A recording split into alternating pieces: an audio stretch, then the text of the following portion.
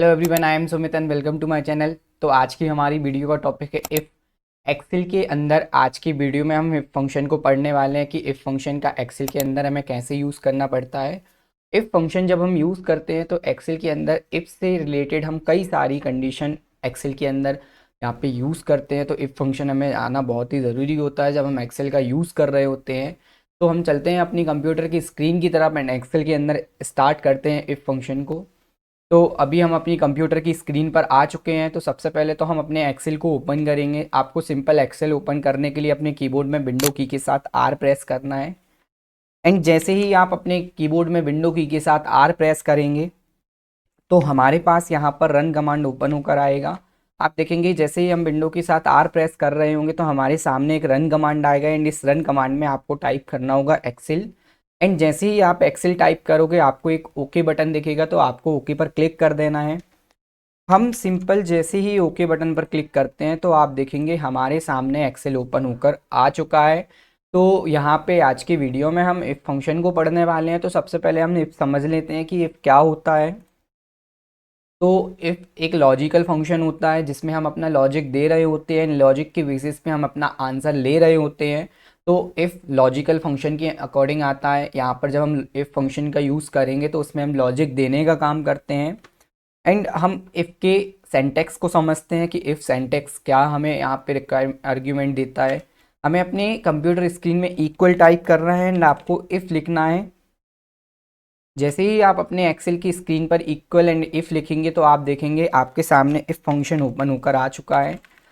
इसे ऐड कराने के लिए आप सिंपल डबल क्लिक कर सकते हो या सिंपल आप ब्रैकेट ओपन कर सकते हो। हमने डबल क्लिक किया तो आप देखेंगे इफ़ फंक्शन यहाँ पर स्टार्ट हो चुका है। अब हम जानेंगे इसके सेंटेक्स के बारे में। आप देखेंगे हमारे पास इफ़ से लेकर लास्ट तक एक यहाँ पर क्राइटेरिया आया है जिसमें इफ़ की क्या कंडीशन आपको अप्लाई करना है, क्या उसके आर्ग्यूमेंट हैं, इसका सेंटेक्स हमें ये बताता है। जिसमें सबसे पहले हम देखें तो हमारे पास लॉजिक टेस्ट कि जब आप इफ़ फंक्शन का यूज़ करोगे तो आपको एक लॉजिक टेस्ट देना होता है। एंड उस बेसिस पे आपको क्या आंसर चाहिए आपको आंसर बताना पड़ता है। एंड क्या उसके बाद यदि आपका लॉजिक मैच नहीं कर रहा है तो उसके बाद क्या आंसर आना चाहिए आपको ये आंसर यहाँ पर देना होता है। तो जब हम इफ़ फंक्शन का यूज़ करते हैं कि इफ़ का मतलब होता है यदि, फिर हमें अपना लॉजिक देना होता है कि हमें क्या लॉजिक है हमारा, फिर उस लॉजिक में आपको क्या आंसर चाहिए आपको वो बताना पड़ेगा। और यदि लॉजिक मैच नहीं कर रहा है तो क्या आंसर चाहिए आपको ये बताना पड़ता है। तो थ्री आर्ग्यूमेंट यहाँ पर इफ फंक्शन अकॉर्डिंग यहाँ पर हमें मिलते हैं। इसके सेंटेक्स में थ्री कंडीशन होती हैं, logic test, value if true and value if false. यदि हमारा लॉजिक मैच करता है, फर्स्ट ऑफ ऑल हमें अपना लॉजिक देना होता है। लॉजिक मैच होने के बाद हमें क्या आंसर चाहिए, एंड यदि लॉजिक मैच नहीं हो रहा है तब हमें क्या आंसर चाहिए ये हमें इफ फंक्शन के अंदर बताना होता है। अब हम इस फंक्शन को एक एग्जांपल की मदद से समझते हैं। इस एग्जांपल में हम जानेंगे कि इफ फंक्शन एक्चुअली में कैसे यूज़ करना होता है। फॉर एग्जांपल अभी हम अपने एक्सेल की स्क्रीन पर हैं। तो हम इफ़ फंक्शन को एक कंडीशन के अकॉर्डिंग यहाँ पे समझेंगे कि इफ़ फंक्शन का कैसे यूज़ करना है। अब हमारे पास यहाँ पर टोटल मार्क एक ग्रेटर देन 45 है एंड यहाँ पर यस लिखा हुआ है। तो हमारे पास एक ऐसी कंडीशन हमें यहाँ पे अरेंज करना है कि यदि किसी स्टूडेंट के टोटल मार्क 45 से ऊपर है तो यस लिखा आ जाना चाहिए, और यदि 45 के नीचे है तो नो लिखा आ जाना चाहिए। ठीक है, हमें ऐसी कंडीशन यहाँ पर लगाना है जिसके लिए हमारे पास वैल्यू दी हुई है टोटल मार्क में ग्रेटर देन 45। यदि 45 से ऊपर स्टूडेंट का आंसर आता है तो यस लिखा आ जाना चाहिए, अदरवाइज नो लिखा आ जाना चाहिए। तो हम यहाँ पर क्या करेंगे, फॉर एग्जाम्पल हमने यहाँ पर लिखा जो कि हमारा टोटल मार्क है वो है 45। हम यहाँ सेल के A1 सेल पे आएंगे, यहाँ पे हमने लिखा टोटल मार्क। आपको लिखना है टोटल मार्क एंड जो क्राइटेरिया रहेगा वो आपको यस कराना है। यदि 45 के ऊपर है तो हम क्या करेंगे, यहाँ पर टोटल मार्क हमारा 45 है एंड यहाँ पर हम लिखेंगे रिजल्ट। अब हमें ये बताना है यस या नो। टोटल मार्क हमारे 45 है, हम कंडीशन का यूज़ करेंगे।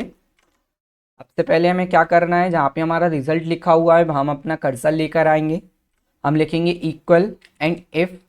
आप शिफ्ट के साथ 9 नंबर प्रेस करेंगे तो आपके पास ब्रैकेट ओपन हो जाएगा, या सिंपल आप इफ लिखकर इस फंक्शन पर डबल क्लिक करेंगे तो आपके सामने इफ फंक्शन ओपन हो जाएगा, जिसमें सबसे पहले हमारे पास है लॉजिक टेस्ट। हमारा लॉजिक ये है कि यदि किसी स्टूडेंट के मार्क ग्रेटर देन 45 हैं तो आंसर यस आना चाहिए, अदरवाइज आंसर नो आना चाहिए। तो हम अपना लॉजिक देंगे, लॉजिक टेस्ट में हमें लॉजिक बताना है। लॉजिक हमें कैसे देना है, यहाँ पर लिखा हुआ है A2 पर 45 लिखा हुआ है, हमने A2 पर क्लिक किया जो कि हमारा सेल A2 है। हमने कहा यहाँ पर इफ फंक्शन को जो हम कंडीशन देंगे उस कंडीशन में हम ये बता रहे होंगे कि A2 जो सेल है वो ग्रेटर देन A2 पर जो भी वैल्यू इंसर्ट की जाएगी, मींस A2 सेल पर जो भी कंडीशन अप्लाई होगी, जो भी हम रिजल्ट यहाँ पर लिखेंगे, यदि बड़ा हो हमें ग्रेटर देन का साइन लगाना है एंड यहाँ पर लिखना है 45। तो सिंपल हमने अपना लॉजिक कंप्लीट किया। हमने यहाँ पर एक्सेल के अंदर एक लॉजिक दिया कि इफ़ यदि A2 ग्रेटर देन 45, A2 वाले सेल की वैल्यू बड़ी हो 45 से, तो अब ये हमारा लॉजिक हमने कंप्लीट किया। आप देखेंगे लॉजिक टेस्ट अभी हाईलाइट है हमारे सिंटैक्स के अकॉर्डिंग। एंड हमें अपना लॉजिक कंप्लीट करने के बाद, एक आर्ग्यूमेंट कंप्लीट करने के बाद हमें कॉमा लगाना होता है दूसरे आर्ग्यूमेंट में जाने के लिए। हम कॉमा लगाएंगे तो आप देखेंगे वैल्यू इफ ट्रू यहाँ पर हाईलाइट हो चुका है। हमने लॉजिक बताया कि A2 सेल जो है वो बड़ा हो 45 के। तो अब आपको बताना है कि यदि A2 सेल बड़ा है 45 के तो आपको क्या आंसर चाहिए। तो हम यहाँ पर आंसर लिखेंगे हमारी कंडीशन के अकॉर्डिंग। यदि हम चलें तो हमने कहा है कि यदि A2 यहाँ पर ग्रेटर देन 45 है तो यस लिखा आना चाहिए। उसको हम यहाँ पर यस या पास करा सकते हैं। तो आप देखेंगे वैल्यू इफ ट्रू में हमें यहाँ पर लिखना है यस, और जब भी हम यहाँ पर टेक्स्ट लिखते हैं फंक्शन के अंदर तो वो हमें डबल कोड इन्वर्टेड कॉमा में टेक्स्ट लिखना होता है। तो हम इन्वर्टेड कॉमा ओपन करेंगे, शिफ्ट के साथ जो कॉमा होता है उससे आपको शिफ्ट के साथ प्रेस करना है, तब यहाँ पर इन्वर्टेड कॉमा स्टार्ट होगा। तो हमने यहाँ पे लिखा यस। तो हमने अपने दूसरा आर्ग्यूमेंट यहाँ पर कंप्लीट किया। हमने कहा कि यदि A2 ग्रेटर देन 45 है तो यस लिखा आना चाहिए। तो हमने दो कंडीशन कंप्लीट कर ली। हमारा फर्स्ट लॉजिक हो गया, हमारा वैल्यू इफ ट्रू हो गया। यदि लॉजिक मैच कर रहा है तो क्या आंसर चाहिए। अब थर्ड जो हमारा आर्ग्यूमेंट है वो बोलता है कि यदि लॉजिक मैच ना करे तो क्या आंसर आना चाहिए। फिर हम कॉमा लगाएंगे तो आप देखेंगे थर्ड हमारा value if true, value if false, जो कि हमारा कंडीशन में हमने ओपन किया था वैल्यू इफ फॉल्स।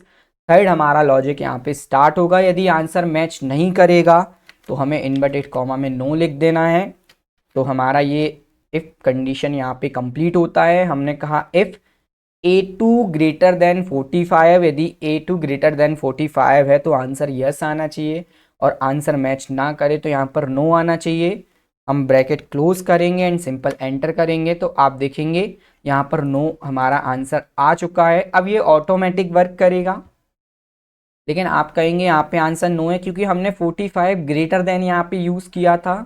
तो हम क्या करेंगे, जैसे ही यहाँ पर 46 लिखेंगे आप देखेंगे ऑटोमेटिक हमारा आंसर यस हो चुका है।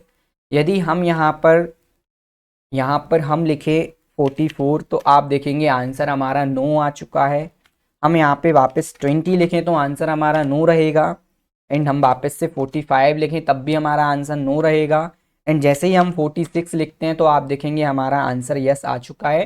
तो 45 से ऊपर जो भी नंबर यहाँ पर डाले जाएंगे उसके अकॉर्डिंग आपका आंसर यस आने वाला है, अदरवाइज आंसर नो रहने वाला है। तो इस तरीके से हमें अपने इफ फंक्शन का यूज़ करना होता है।